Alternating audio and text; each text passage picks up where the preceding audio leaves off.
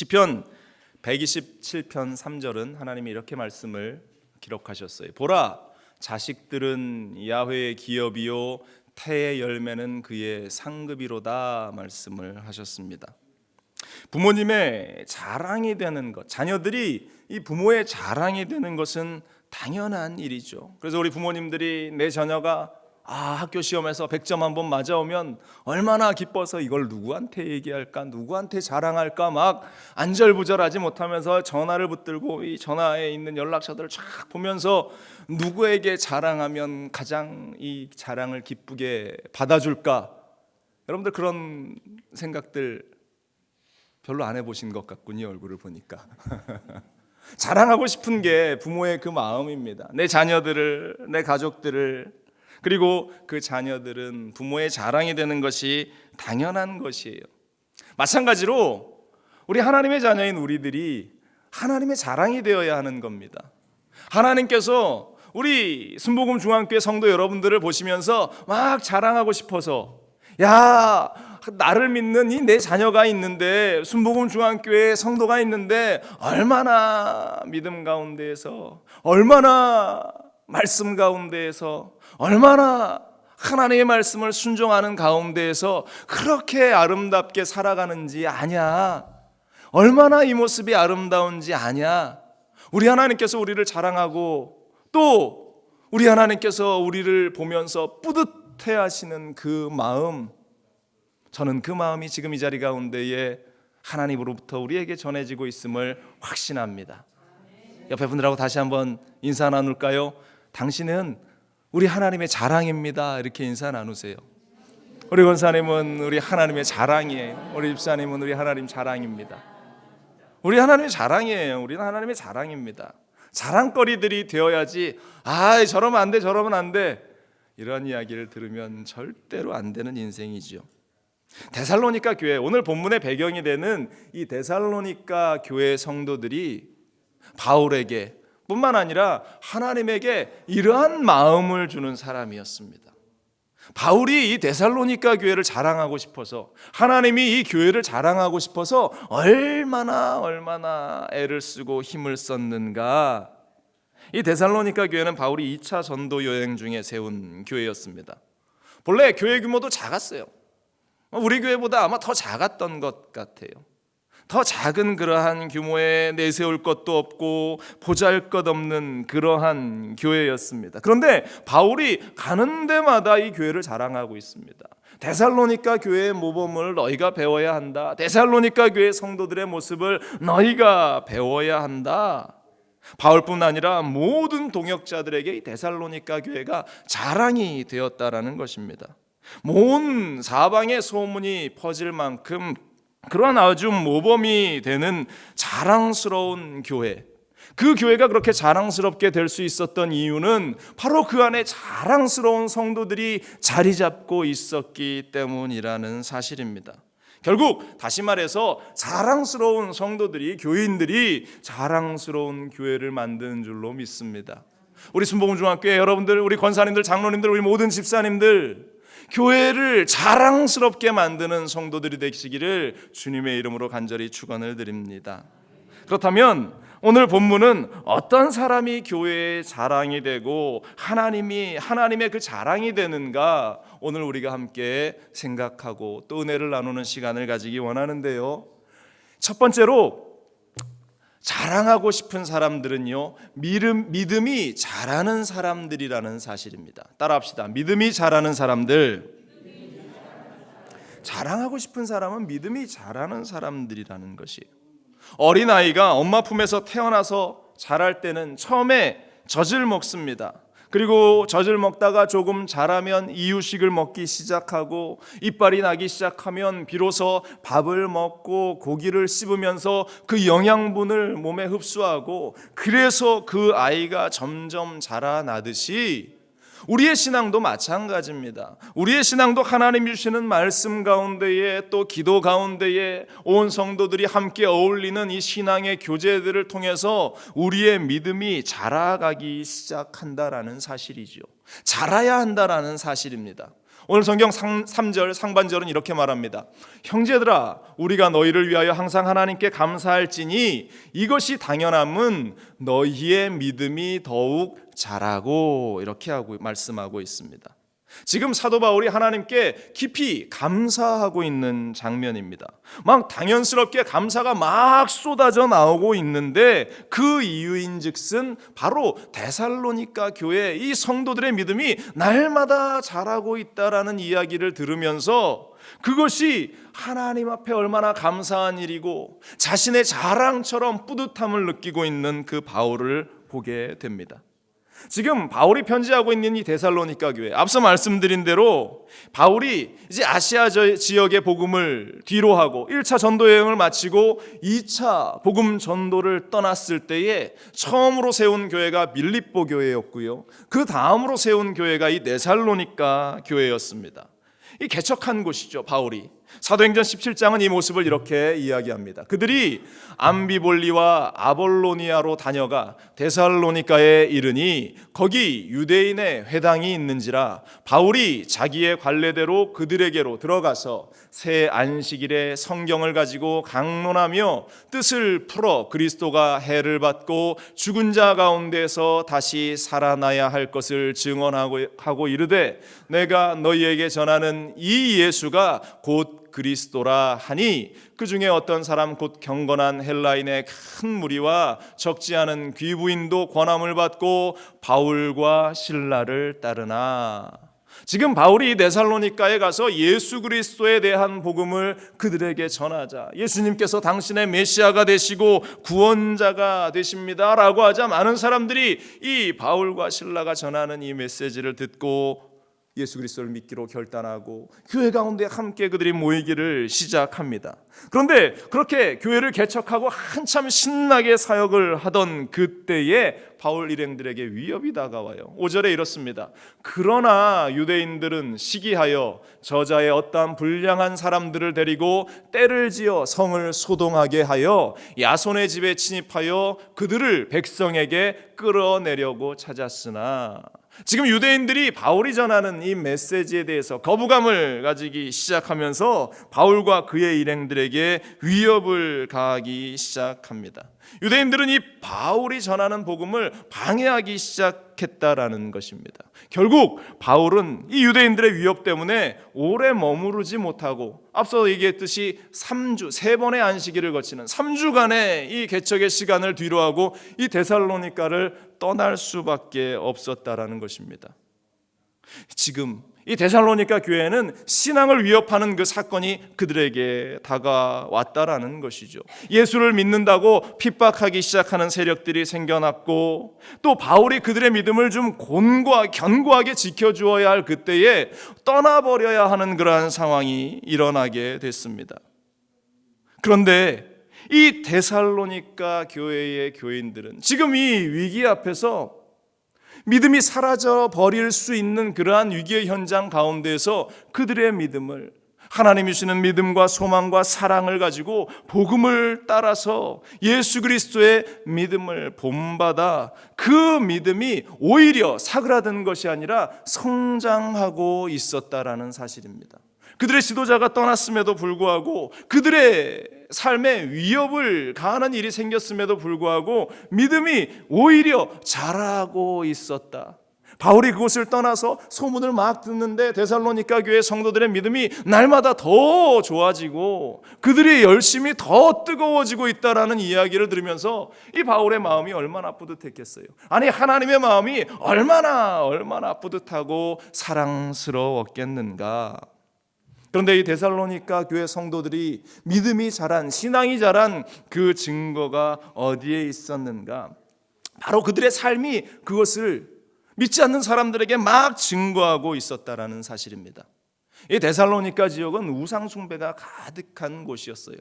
당시 초대교회 시절에 문화와 어떠한 경제가 번성되었던 도시들은 우상 숭배가 만연했던 곳입니다.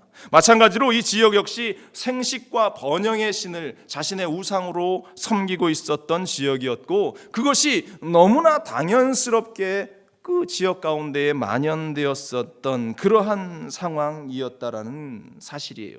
그런데 데살로니가 성도들이 그 우상들을 버리기 시작한 겁니다. 예수를 믿는다고 하는 것은 내가 가졌던 그 우상들을 다 내어버리고 하나님께로 내 삶을 돌아서기로 결단하는 것 아닙니까? 회개하며 우리 주 예수 그리스도만을 내가 믿고 따라 나가겠다라고 결단하는 것 아닙니까?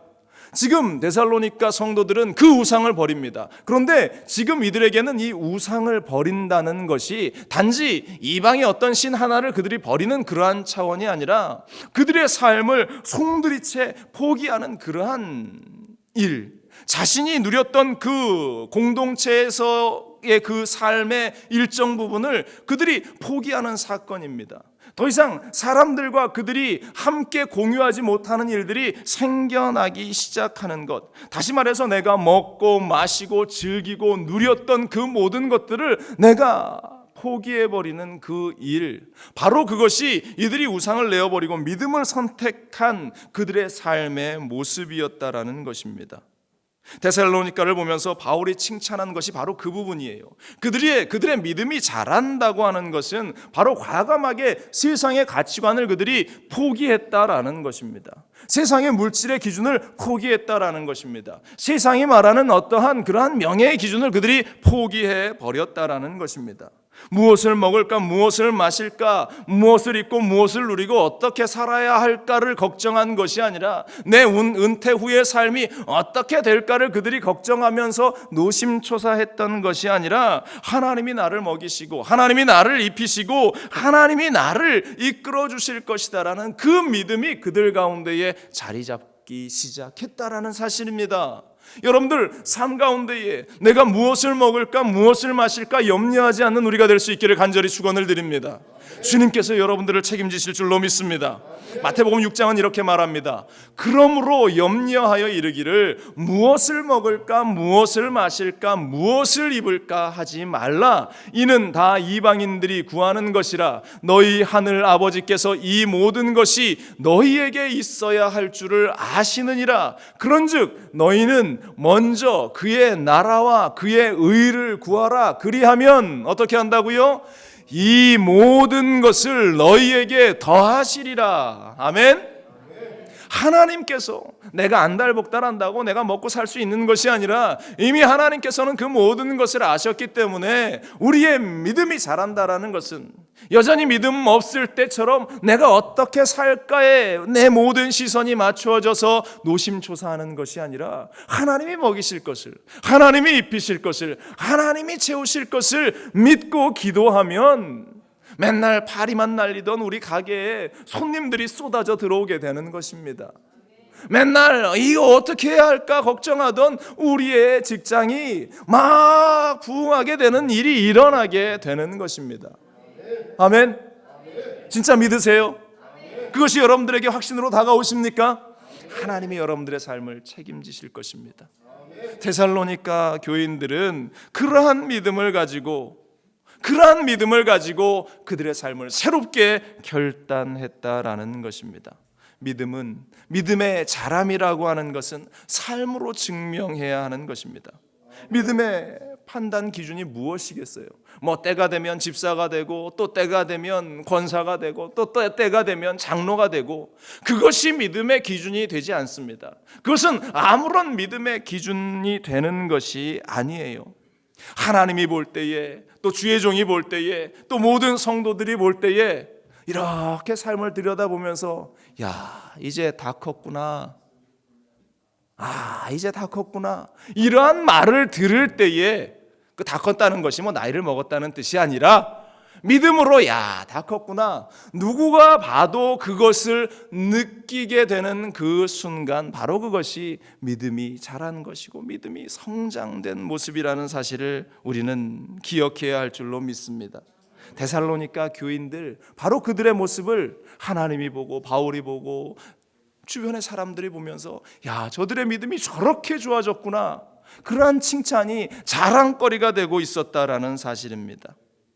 우리 교회도 우리 장로님이 아까도 기도해 주셨지만 이제 다음 주면 믿음의 삶이 증명이 되어지는 두 분의 우리 장로님과 네 분의 우리 권사님과 또 세 분의 우리 서리 집사님들이 세워집니다. 앞서 말씀드린 대로 그들이 때가 되어서 재직이라는 직분을 받게 되는 것이 아니라 그들의 믿음이 자라서 누가 보아도 어느 누가 보아도 인정이 되는 그러한 믿음이 되었기에 그들이 장로가 되고 권사가 되는 것이고 서리집사가 되는 것입니다. 아멘? 인정하십니까 여러분들? 바로 그것이에요. 우리의 직분이라고 하는 것은 바로 그것입니다. 다른 교회들은요, 직분자를 세우고 싶어도 세울 분이 없대요. 여기를 둘러봐도 여기를 둘러봐도 누구를 세워야 될까 세울 분이 없다고 목사님들끼리 만나면 막 그런 이야기를 하십니다. 그런데요, 저는 자랑합니다. 그래요? 그런데 우리 교회는 이번에 장로님들 2분이나 세우고요, 또 권사님도 4분이나 세우고요, 또 집사님도 3분이나 세워요. 제가 이렇게 자랑하면서 얼마나 기쁘겠습니까? 아닌가요? 저는 그렇게 기뻐서 막 자랑합니다. 바로 그것이 하나님께서 우리를 세워나가는 믿음이 자라는 그러한 자들의 모습, 그 성숙한 믿음을 가진 사람들의 모습, 우리 순복음중앙교회 성도들의 그 모습이 하나님의 자랑이 될 수 있기를 바라고, 우리 성도들의 모습이 우리 모든 성도들의 자랑거리들이 될 수 있기를 주님의 이름으로 간절히 축원을 드립니다. 자랑하고 싶은 사람은 믿음이 날마다 자라는 사람들이에요. 여러분들 날마다 그 믿음이 자랄 수 있기를 주님의 이름으로 간절히 축원을 드립니다. 두 번째로, 자랑하고 싶은 사람들은 누구인가? 따라합니다. 사랑이 풍성한 사람들. 자랑하고 싶은 사람들은요, 사랑이 많은 사람들을 막 자랑하고 싶다라는 것입니다. 본문 3절 후반절에 이런 말씀이 있어요. 너희가 다 각기 서로 사랑함이 풍성함이니. 여기서 오늘 우리가 볼 수 있는 그러한 것, 서로 사랑함이라는 그러한 단어에 우리의 시선이 멈추어집니다. 사랑을 이야기함에 있어서도 여러 가지 것들을 이야기할 수 있겠지만 오늘 강조하는 이 사랑의 포커스는 서로라는 것이에요. 그냥 일방통행적인 사랑을 이야기하는 것이 아니라 서로 사랑함이 가득한 교회, 바로 그것이 데살로니가 교회였다라는 것입니다. 유대인들의 그 박해로 말미암아서 바울이 3주 만에 교회를 개척하고 교회가 부흥하는 그때 3주 만에 그곳을 떠나야 했습니다. 이방의 유혹이 끊이지 않았습니다. 데살로니가 성도들에게 네가 믿는 이 종교 때문에 너의 삶을 포기해도 되겠느냐? 끊임없이 유혹이 그들 가운데에 다가옵니다. 현실적인 어려움이 그들 가운데에 다가옵니다. 리더도 없어졌습니다. 생활고와 또한 리더의 부재와 또한 여러 가지 유혹의 문제 앞에서 믿음이 자라기 시작한 이 데살로니가 교회들, 그런데 또 한 가지 그들이 인정받았던 그 모습이 바로 그들의 공동체 가운데 믿음이 자라기 시작하면서 서로 사랑하는 모습이 그들 가운데 나타났다라는 사실입니다. 그것이 아름다운 공동체를 풍성하게 만드는 그러한 사랑이었다라는 사실입니다. 우리 순복음중앙교회 가운데에 이와 같은 사랑이 있으면 얼마나 감사한지 모릅니다.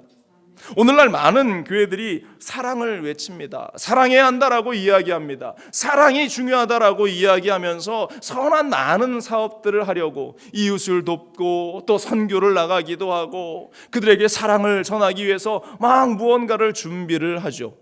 제가 예전에 이런 경험이 있었습니다. 선교를 준비하는데요, 그들을 위해서 기도도 하고 또 선교 프로그램도 만들고 준비도 하면서 함께 밤이 늦도록 그 선교를 준비하는데요, 한 사건이 일어났습니다. 사랑으로 그것을 준비하는 과정 가운데 이제 선교에 가져갈 물품들을 이제 박싱을 하는 그러한 시간이었어요. 물건을 박스에 담고 이제 그 안에 넣는데 테이핑을 해야 되는데 한 지체가 테이핑은 가로로 해야 튼튼합니다 했더니 옆에 있던 지체가 아니야 세로로 해야 그게 튼튼하지. 그러면서 갑자기 둘이 분쟁이 시작됐는데 가로로 해야 튼튼하지 세로로 해야 튼튼하지. 그래서 제가 옆에 있다가 스탑 했습니다. 가로로 한번 붙이고 세로로 한번 붙여서 가져가자.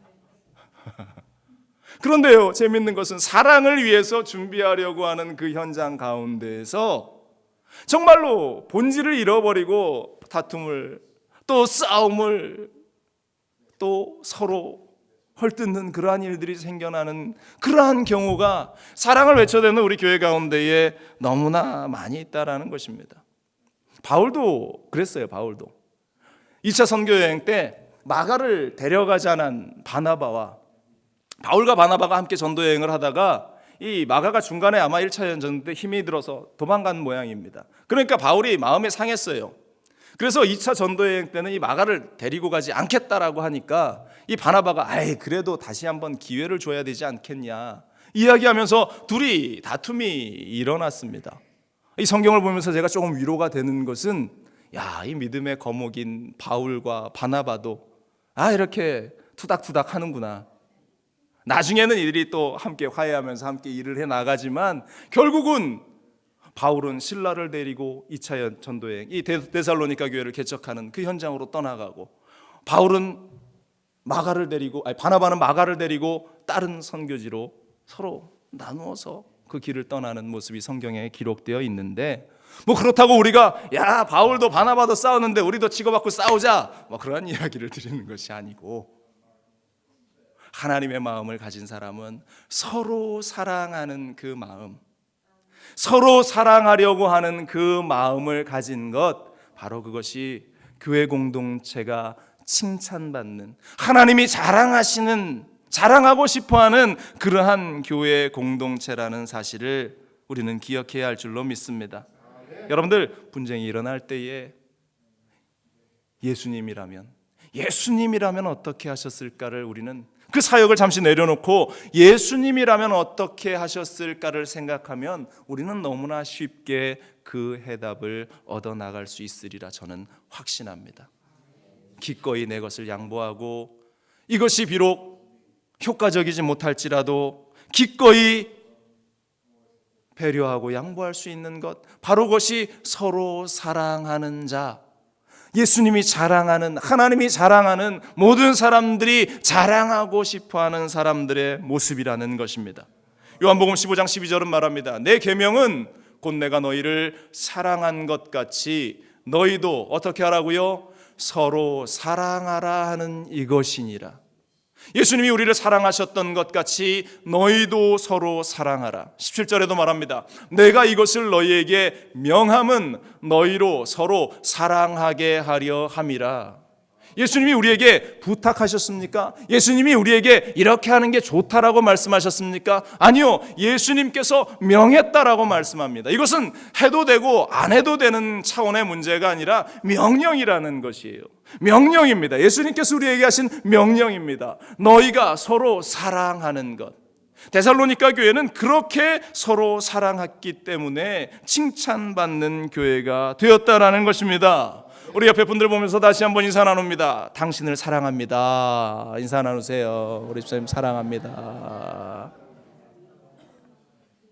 네, 주님의 이름으로 여러분들을 사랑합니다. 성령을 사모하는 초대교회 공동체는 그러한 사랑이 가득한 교회였습니다.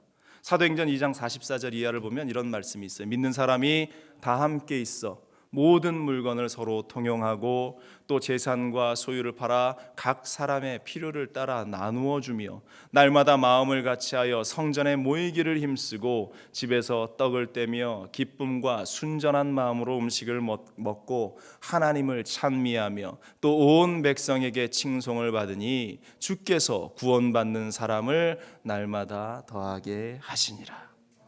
자랑스러운 교회는 내가 먼저 사랑하는 교회예요. 초대교회 공동체, 자신의 재산을 팔고 자신의 가진 것을 내어놓으면서 서로 나누고 베풀 때에 47절의 말씀처럼 하나님을 그들이 함께 그러한 현장에서 찬미하니까 온 백성들에게 칭송을 받았다. 교회 공동체가 오늘날 손가락질을 받는 그러한 공동체로 전락해버리면 얼마나 가슴이 아픈지 모릅니다. 온 백성에게 칭찬을 받는 공동체, 칭찬을 받는 곳이 교회가 되어야 하는데 그렇지 못하는 오늘의 현실, 우리 순복음 중앙교회는 하나님에게 사랑받을 뿐만 아니라 온 사람들에게 칭찬받는 사람이 되어야 할 줄로 믿습니다.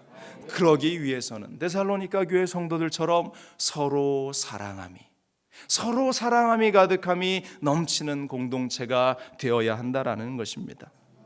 제가 우리 교회를 보면서 늘 감사한 것은요, 이제 부흥의 강사님들이 오시거나 또 때로는 제가 부재 중에 외부에서 강사님들이 오셔서 말씀을 전하시고 나중에 이제 제가 만나서 또 식사도 대접해드리고 또 감사하다고 인사도 제가 하는데, 그때마다 그 목사님들이 이러한 말씀을 하시는 것을 제가 들었어요. 우리 교회에서 예배를 인도하는데 성도들의 사랑이 확 느껴지시더래요. 아닌가?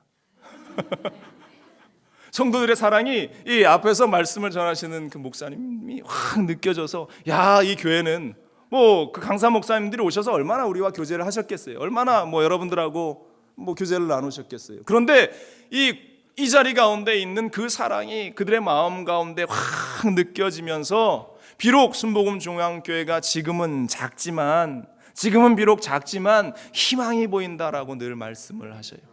얼마나 제가 기뻤겠습니까? 그 얘기를 들으면서 얼마나 제가 마음이 뿌듯했겠습니까? 그래서 저도 자랑합니다, 목사님들에게.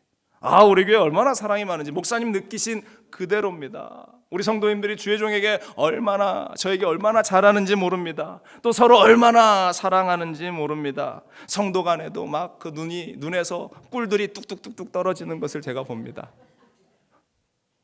하나님께서 우리를 사랑으로 인도해 주심에, 하나님께서 성도가 주의 종을 사랑하고 주의 종이 성도를 사랑하게 하심에 얼마나 감사한지 주님의 이름으로 여러분들을 사랑합니다. 아멘. 여러분들을 축복합니다. 아멘. 우리 공동체는 서로 사랑하는 공동체, 하나님께서 칭찬하시는 공동체가 바로 그 공동체라는 사실을 여러분들 잊지 마시기를 부탁을 드리겠습니다. 아멘. 세 번째로, 자랑하고 싶은 그러한 사람들은 누군가? 따라합니다. 인내를 보여주는 사람들. 자랑하고 싶은 사람들은 인내가 무엇인가를 보여주는 사람들이라는 사실입니다. 요즘 말로 하면 인내의 끝판왕들. 인내의 끝판왕이 딱 되면 하나님께서 우리를 보면서, 야, 자랑하고 싶다, 야, 이런 사람이 있대더라, 이야기를 하고 싶다라는 것입니다. 오늘 성경 4절은 이렇게 말합니다. 그러므로 너희가 견디고 있는 모든 박해와 환난 중에서 너희 인내와 믿음으로 말미암아 하나님의 여러 교회에서 우리가 친히 자랑하노라 말씀하고 있습니다. 인내 가운데에서, 박해 가운데에서, 환난 가운데에서 견디고 있는 것을 바로 인내라고 이야기하고 있습니다. 오늘날 무슨 박해가 있습니까? 라고 이야기하시는 분들도 있을지 모르겠습니다. 그런데 각자 인생들 가운데에는 내가 견뎌야 할 부분이 분명히 있다라는 사실이죠. 인내를 필요로 하는 그러한 사건들이 분명히 있습니다. 과거와 같이 예수 믿는다고 박해하는 그러한 일들이 우리 가운데에는, 지금 우리의 삶 가운데는 그러한 고통을 겪고 있는 분들도 분명히 있지만, 지금 우리의 삶 가운데는 없지만 질병을 견뎌야 하는 그러한 상황 가운데 있으신 분들도 있고, 또 관계 때문에 당한 그 상처를 견뎌야 하는 그러한 아픔 속에 있는 분들도 있고, 가정 간에 있는 어떠한 문제들 때문에 아파하는 그러한, 견뎌야 하는 그러한 말 못할 상황을 살아나가는 분들도 분명히 있습니다. 그런데요, 그러한 상황 가운데에 잘 견디는 것, 그것은 바로 믿음 안에서, 사랑 가운데에서 견디는 것을 말하는데, 잘 견디는 그 분들을 보면서 하나님의 자랑이 되고 교회의 자랑이 된다라는 사실, 여러분들 잊지 말기를 바랍니다. 어찌 보면 인내라고 하는 것이 농부가 씨 뿌리는 것과 비교할 수 있을 겁니다. 농부가 봄철에 씨를 뿌리고 잘 흙으로 덮어서 물을 주고 기다리는데, 이게 이파리가 나지 않으니까 마음에 조바심이 생겨서 그 흙을 막 파헤집는다면 그게 이파리가 자라겠습니까? 또 싹이 조금 났는데 안달복달 인내하지 못하고 기다리지 못해서 그 잎사귀를 그냥 빨리 자라라 하면서 쭉 뽑는다고 걔가 이렇게 올라와서 자라겠습니까? 못 자라요. 뜨거운 햇볕에 곧 말라서 죽을 수밖에 없게 되는 그 모습, 견디는 것이 결코 헛되지 않는다, 인내하는 것이 결코 헛된 일이 아니라는 사실을 여러분들 기억하시기 바랍니다. 우리는 욥이 고난을 인내해서 하나님으로부터 축복을 받았던 사건을 기억합니다. 또 다윗이 왕이 되기까지 막 침을 흘려가면서 미친 척을 하면서도 인내했던 그 모습을 우리는 생생하게 기억을 하고 있습니다. 모세가 40년간 도망자의 신세로 미디안 광야에서 헤매어 다녔던 모습을 기억합니다. 그의 120년의 삶 가운데에 80년이 광야의 삶이었습니다. 그의 그러한 삶의 인내 가운데에 하나님이 허락하신 그 놀라운 복들, 또 하나님께서 그를 칭찬하신 그 모습들이 믿음의 시대를 살아가는 후배 우리들에게 자랑거리가 되고 타산지석이 되고 있음을 우리는 얼마나 감사한지 모릅니다. 어려움이 있습니까? 견뎌낼 수 있는 것, 믿음으로 견뎌낼 수 있는 것, 바로 그것이 하나님의 자랑거리가 된다라는 사실을 잊지 말기를 간절히 부탁을 드립니다. 16세기의 미술가 미켈란젤로라는 사람을 우리가 너무나 잘 압니다. 그의 이야기 중에 이 시스티나 성당의 그 천장벽화, 천지창조라고 알려진 그 천장벽화를 그릴 때의 사건을 제가 읽은 적이 있는데요. 처음에 그가 그 일을 맡았을 때에 그의 정말로 친한 친구가 이 미켈란젤로를 시기해가지고 이 사람을 공경에 몰아넣으려고 이 프로그램을 준비를 합니다. 그래서 교황에게 얘기해서 미켈란젤로라는 사람이 있는데 이 천장벽화를 좀 그리게 합시다. 이 친구의 생각은 미켈란젤로가 이 천장벽화를 막 그리다가 결국 두 손 들고 포기하고 그리지도 못하고 망신을 당하게 되고 이 화가의 자리를 포기하게 될 것을 이 친구는 기대하면서 그 제안을 했던 겁니다. 그런데 미켈란젤로가 이 성당의 벽화를 그리려고 이제 작정을 하고 마음 먹고 이 천장의 벽화를 그리기 시작하는데 얼마나 힘듭니까? 여러분들, 천장에 그림을 그린다는 것이 보통 일이 아니에요. 우리도 얼마 전에 이 교회 성전에 페인트 칠을 다 했는데 천장을 칠하는 것이 보통 사람이 잘 하지 못하기 때문에 이 전문가들만 할 수 있는 거고 쉬운 일이 아니라는 것을 우리가 잘 아는데, 그림을 그린다고 생각해 보십시오. 거꾸로 누워서 이거 그림을 그려야 되는데 그것이 뭐 이거 조금 높은 천장이 아니라 저 높은 꼭대기 성당 꼭대기에 천장에 그림을 그리는데 얼마나 힘들었겠어요. 한 해가 지나고 두 해가 지나면서 역사는 이 미켈란젤로가 이 천장 벽화를 이 그림을 그리면서 목에 문제도 생기고 눈에 문제도 생기고 맨날 이 물감들을 뒤집어 쓰면서 정말로 죽을 것처럼 힘들었다라고 그렇게 증언을 하고 있는데, 무려 4년에 걸쳐서 그림해 보시는 이 천장의 벽화를 그가 완성을 하게 됩니다. 다 포기할 줄 알았는데 4년 동안 그가 인내하면서 그림을 그린 결과 역사에 남을 위대한 작품이 탄생하게 되었다라는 것입니다. 이 그림으로 말미암아서 미켈란젤로는 세계적인 화가로 인정받게 되고 그 친구의 음모 역시 다 사그라들어 버리게 되는 계기가 되었다라는 것. 오히려 미켈란젤로의 인생에 그 인내를 통해서 그가 견뎌낸 그 시간들을 통해서 그에게는 전화위복의, 아니 더 위대한 화가가 되는 그러한 계기가 됩니다. 미켈란젤로가 이렇게 고백했다고 합니다. 예수 그리스도의 고통을 생각하며 우리는 인내해야 한다. 그는 이렇게 이야기했다고 합니다. 여러분들, 고난을 당해도 인내로 견디는 사람은 하나님의 자랑거리가 됩니다. 그러므로 어려움을 견디지 못하고 우리가 그냥 쉽게 무너져 버린다면, 버티지 못한다면, 포기해 버린다면 우리의 인생은 어느 누구의 자랑거리도 되지 않는다라는 사실. 어떤 세력도 하나님의 교회와 성도들을 무너뜨릴 수 없습니다. 결코 하나님의 사랑을 이길 수 없습니다. 끝까지 견디는 자들에게, 인내하는 자에게 하나님의 자랑거리가 됨의 놀라운 은혜가 있게 됨을 여러분들 결코 잊지 말기를 주님의 이름으로 간절히 축원을 드립니다. 우리는 데살로니가 교회 성도들처럼 하나님의 자랑거리가 되어야 할 줄로 믿습니다. 그를 위해서 우리의 믿음이 자라나야 합니다. 또 서로 사랑으로 풍성한 열매들을 맺는 사람들이 되어야 합니다. 또 고난을 견뎌내면서 인내의 끝판왕으로 우리가 그 자리를 버텨 나갈 수 있는 인생들이 되어야 할 줄로 믿습니다. 이 모든 것들이 내 힘으로는 불가능합니다. 내 인간적인 힘으로는 할 수 없습니다.